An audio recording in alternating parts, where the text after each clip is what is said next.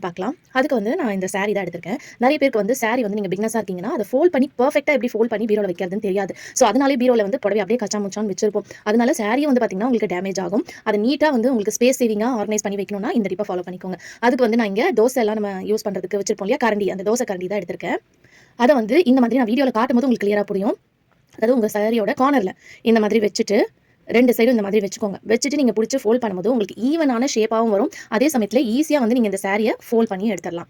So வீடியோல உங்களுக்கு பார்க்கும்போது புரியும். அந்த டைம்ல அந்த இடத்துல வச்சுட்டு திருப்பி இந்த மாதிரி திருப்பிக்கணும். இதே ஸ்டெப்ப வந்து சாரி முடியிற அந்த எண்ட் வரைக்கும் நம்ம ஃபாலோ பண்ணிக்க போறோம். 2 சைடும் வந்து நீங்க இப்படி புடிச்சுக்கணும்.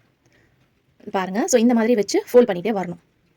ஸோ இந்த மாதிரி வச்சு ஃபோல்ட் பண்ணிட்டு வரும்போது உங்களுக்கு அழகா அது வந்து அலைன் ஆயிட்டு வரும். ஈவனா வரும். கொஞ்சம் கூட வந்து கசங்காது. உங்களுக்கு நீட்டா நீங்க ஆர்கனைஸ் பண்ணி வச்சலாம். இந்த மாதிரி ஆர்கனைஸ் பண்ணீங்கன்னா, உங்களுக்கு நல்ல ஒரு ஸ்பேஸ் சேவிங்கா இருக்கும். நல்ல ஈஸியாவும் நீங்க பண்ணிரலாம். ஸோ பாருங்க. இப்போ இத ஃபோல்ட் பண்ணதுக்கப்புறம் இந்த மாதிரி பெட்ல இல்ல சோஃபால ஏதாவது இடத்துல ஃப்ளாட்டா இந்த மாதிரி போட்டுக்கோங்க. போட்டதுக்கப்புறம் இப்போ நீங்க நார்மலா வந்து நம்ம புடவை எப்படி மடிப்போம், அந்த மாதிரி நீங்க மடிச்சுக்கலாம். உங்களுக்கு எந்த சைஸ்க்கு வேணுமோ அதுக்கேத்த மாதிரி மடிச்சுக்கலாம். அதுக்கு முன்னாடி இந்த தோசை கரண்டிய வந்து எடுத்துறலாம். இப்போ நான் திருப்பி போட்டுக்கிறேன்.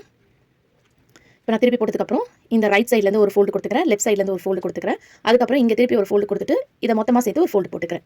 ஸோ இது வந்து நீங்கள் ஃபோல்டிங் வந்து உங்களுக்கு எந்த அளவுக்கு வேணுமோ அதுக்கேற்ற மாதிரி நீங்கள் ஃபோல்டிங் பண்ணிக்கலாம். ஸோ பாருங்க எவ்வளோ ஈஸியாக வந்து நம்ம சாரியை வந்து மடிச்சு விட்டுட்டோன்னு. ஸோ இந்த மாதிரி ஃபோல்ட் பண்ணி வச்சிங்கன்னா நீங்கள் 10 சாரி வைக்க வேண்டிய இடத்துல ஒரு இன்னும் எக்ஸ்ட்ராவாக ஒரு 5 சாரி கூட வந்து பார்த்தீங்கன்னா வச்சுக்கலாம். அழகாக நீட்டாக இருக்கும். இந்த மாதிரி வைக்கும்போது உங்கள் சாரியும் கசங்காது, நல்லா நீட்டாக வந்து மெயின்டைன் ஆகும். ஸோ கண்டிப்பாக இந்த டிப்பு வந்து உங்களுக்கு எல்லாருமே ரொம்ப யூஸ்ஃபுல்லாக இருக்கும்னு நினைக்கிறேன்.